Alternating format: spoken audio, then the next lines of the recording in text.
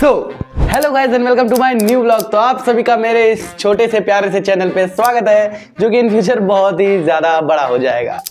इस वीडियो में ना मैं आप सभी को एक स्टडी प्लानर देने वाला हूं, जो कि हमारे मैथ्स के एग्जाम के लिए होगा, क्योंकि मैथ्स के एग्जाम में हम लोग का 10 दिन गैप है।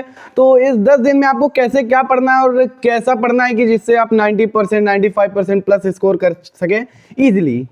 तो चलिए आज का ब्लॉग शुरू करते हैं, लेकिन उससे पहले आप लोग सब्सक्राइब जरूर कर लीजिएगा और इस वीडियो को लाइक कर लीजिएगा और कमेंट जरूर कर दीजिएगा। आपका कोई भी अगर क्वेरी होगा, कोई भी प्रॉब्लम होगा तो उसको कमेंट जरूर कीजिएगा, जिससे मुझे पता चले और मैं उसको जल्द से जल्द सॉल्व करने का कोशिश करूं। तो देखो यार, ऐसा कोई रॉकेट साइंस तो है नहीं कि मैथ्स इतना बड़ा सब्जेक्ट है और दिक्कत हो जाए इसमें। मुझे भी मैथ्स में थोड़ा बहुत दिक्कत होता है, लेकिन मैं इतना उसको लाइटली ले लेता हूँ कि थोड़ा परेशानी नहीं होता है। तो देखो आज कुछ ज़्यादा बड़ा वीडियो नहीं रहेगा, पहली बात ये बता दूँ, और जो भी रहेगा वो आपके बेनिफिट के लिए ही रहेगा। तो मैथ्स का प्लानर जो है वो मैं मतलब लिखा उखा नहीं हूँ, मेरे दिमाग में जो आएगा मैं बोल दूंगा, क्योंकि वही अच्छा रहेगा, क्योंकि जो मैं पहले बात बोलूँगा वही सही रहता है, कहीं लिखा हुआ बात नहीं सही होता है। चलिए अब आज का जो टॉप 5 मतलब टॉप 5 का मैं 5 पॉइंट आपको बताऊंगा, जिसपे आपको अपना ध्यान केंद्रित करना है और इस पे अपना काम करना है, जिससे आपका मैथ्स का एग्जाम बहुत ईजी हो जाएगा और उसका प्रिपरेशन भी बहुत ईजी हो जाएगा। तो सबसे पहले आपको मैथ्स में करना क्या है, जो आपका मुश्किल चैप्टर है ना उसको अलग कर लीजिए और जो इजी चैप्टर है उन सबको अलग कर लीजिए, क्योंकि दोनों चैप्टर जब आप सेपरेट कर लेंगे तो आपको कोई दिक्कत नहीं होगा पढ़ने में। और सिलेबस भी उतना ज़्यादा नहीं है, 14 चैप्टर ये तो इजी तो है पूरा। कुछ चैप्टर जैसे सर्कल हो गया, ट्रिग्नोमेट्री हो गया या ट्रायंगल हो गया, ये सब चैप्टर थोड़ा कठिन है मैं मानता हूँ, लेकिन हाँ उसमें भी 5-6 नंबर का क्वेश्चन तो फिक्स है। जैसे सर्कल में थ्योरम हो गया और सर्कल में थ्योरम हो गया और बीपीटी थ्योरम उसमें ट्रायंगल में, तो ये 5-6 नंबर का मतलब फिक्स है। थोड़ा मुझे हंसी आ रहा है, उसको इग्नोर करना। तो 5-6 नंबर का तो फिक्स ही है, तो इससे आपको ये पता चल जाता है कि ज़्यादा कठिन पेपर आएगा नहीं। दूसरी बात तो देखिए, दूसरी बात क्या है कि दूसरी बात सबसे पहले आप सभी को क्या करना है कि जब भी आप मैथ सॉल्व करिए तो एक टाइमर लगा के करिए, क्योंकि टाइम बहुत ज़्यादा क्रूशियल है। और मैंने ऐसा देखा है कि जब मेरा मैथ्स का एग्जाम होता था ना, तो मेरा लगभग टाइम लग जाता था बहुत ज़्यादा। क्वेश्चन मेरा बहुत छोटा है, लगभग ये मान के चलिए जो केस बेस स्टडी आता था वो क्वेश्चन मेरा हर बार छूटा था, लेकिन इस प्री बोर्ड 3rd में नहीं छूटा था, वो बच गया था। और बाकी जितना भी साल में एग्जाम हुआ था मेरा वो केस बेस स्टडी छूट जाता था, जिसका मुझे बहुत ही पछतावा, लेकिन रिग्रेट से क्या मतलब है। तो यही है कि टाइम मैनेज करके करिएगा, क्योंकि 1-2 घंटे में अगर आप क्वेश्चन लगा ले रहे हैं, लगभग 25-30 लगा ले रहे हैं क्वेश्चन 2 घंटे में, तो बहुत ही अच्छा है। आपका स्पीड मतलब उसका बढ़िया है। तो इस टाइम स्पीड से आप मेजर कर सकते हैं कि आपका कैसा प्रैक्टिस चल रहा है। तीसरी बात यह है कि क्वेश्चन आपको डेली लगभग 100 से 200 क्वेश्चन, डेली नहीं मतलब 100 से 200 क्वेश्चन पूरे 10 दिन में कम से कम 200 क्वेश्चन आप लगा लीजिए। तो ऑन एन एवरेज डेली आपको कम से कम 20 से 30 क्वेश्चन लगाना है, जिससे आपको एक प्रैक्टिस भी हो जाएगा और अच्छा भी लगेगा प्रैक्टिस करने से, क्योंकि प्रैक्टिस आप जब भी करेंगे तो आपको ये रहेगा कि हाँ मैं एग्जाम में अच्छा करके ही आऊँगा। और कोशिश करिए कि PYQ करिए, अगर आपके पास कोई बुक है तो ठीक है, वरना PDF डाउनलोड कर लीजिए या कहीं यूट्यूब से ही प्रैक्टिस जरूर करिए, क्योंकि बिना प्रैक्टिस के मैथ्स नहीं सॉल्व होगा।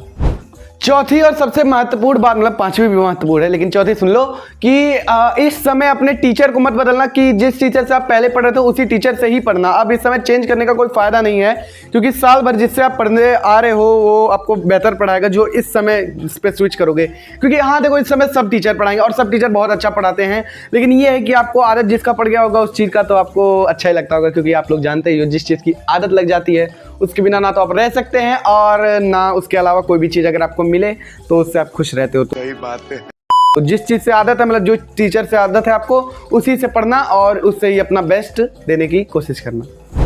और लास्ट और सबसे ज़्यादा महत्वपूर्ण बात कि भटकना मत इस समय, क्योंकि 5वां जो बात है मैं आपको बता रहा हूँ, इस समय भटकना मत, क्योंकि अगर इस समय आप कहीं और दिमाग लगा रहे हो तो इसका मतलब कि आपका जो तैयारी था वो भी वेस्ट हो जाएगा, जो प्रैक्टिस था वो भी वेस्ट हो जाएगा।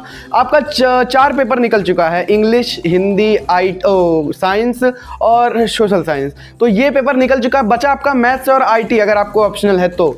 अगर आपका ऑप्शनल है तो कोई बात नहीं, नहीं है तो कोई बात नहीं।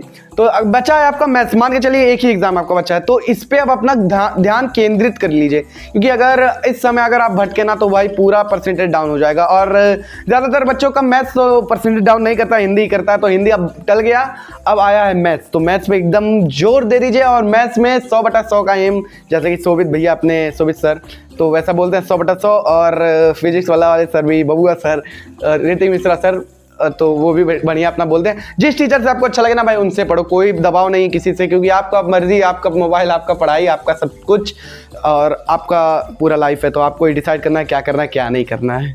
तो यार देखो, मैंने 5 बार जो बताया उसको एक अपने दिमाग में बैठा लो, कहीं नोट कर लेना कि कैसे आपको क्या पढ़ना है, और डेली एक शेड्यूल बना लेना ज़रूर कि 1 से 2 घंटा पढ़ना है, 2 से 3 घंटा पढ़ना है, 3 से 4 घंटा, 4 से 5, जैसा आपको सूटेबल पड़े, जैसा आपका प्लानिंग हो वैसा आप पढ़ना। और PYQ ज़रूर लगाना भाई, क्योंकि PYQ लगाने से ही आपको आदत पड़ेगा। मैंने अपने कई दोस्तों को देखा है ना कि वो PYQ नहीं लगाते और एग्जाम में चल जाता है तो उनका क्वेश्चन बहुत ज़्यादा छूट जाता है, या इधर उधर से क्वेश्चन हो जाता है तो थोड़ा दिक्कत हो जाता है। और केस स्टडी वाला क्वेश्चन जरूर करना और कॉम्पिटेंसी बेस्ड, क्योंकि ये वाला क्वेश्चन बहुत ज़्यादा आता है मैथ्स में। मैथ का पेपर लेंदी होता है, अगर आपको आता है तो लेंदी नहीं है। मेरा भी ऐसे थोड़ा लेंदी लगता है क्योंकि मुझे थोड़ा बहुत क्वेश्चन नहीं आता है।